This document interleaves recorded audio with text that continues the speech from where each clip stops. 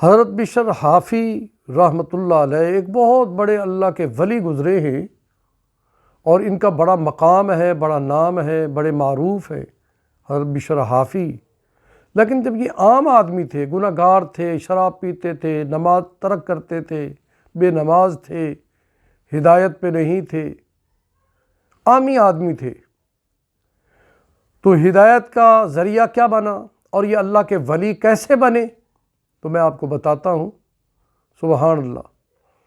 حضرت بشر حافی رحمۃ اللہ علیہ جب عامی آدمی تھے تو راستے پر جا رہے تھے، گندی نالی میں انہیں ایک کاغذ کا ٹکڑا نظر آیا۔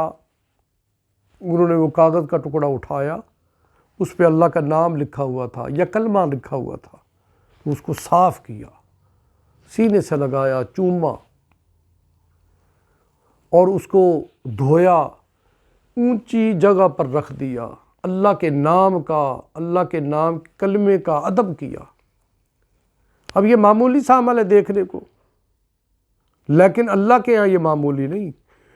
جس کو لوگ معمولی سمجھتے ہیں، اللہ کے ہاں نہ جانے اس کی کتنی ہی قدر و قیمت ہے۔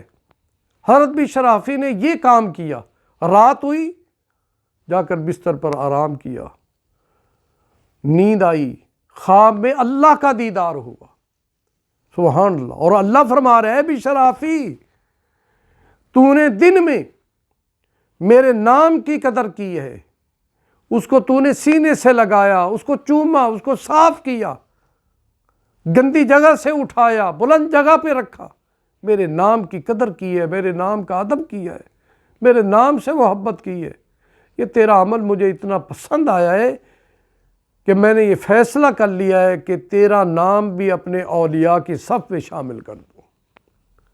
بس اس کے بعد وہ اتنے بڑے اللہ کے ولی بنے اور لاکھوں لوگوں نے ان سے فیض پایا، لاکھوں لوگوں نے ان سے دین حاصل کیا اور اتنا ان کا فیض عام ہوا۔ سبحان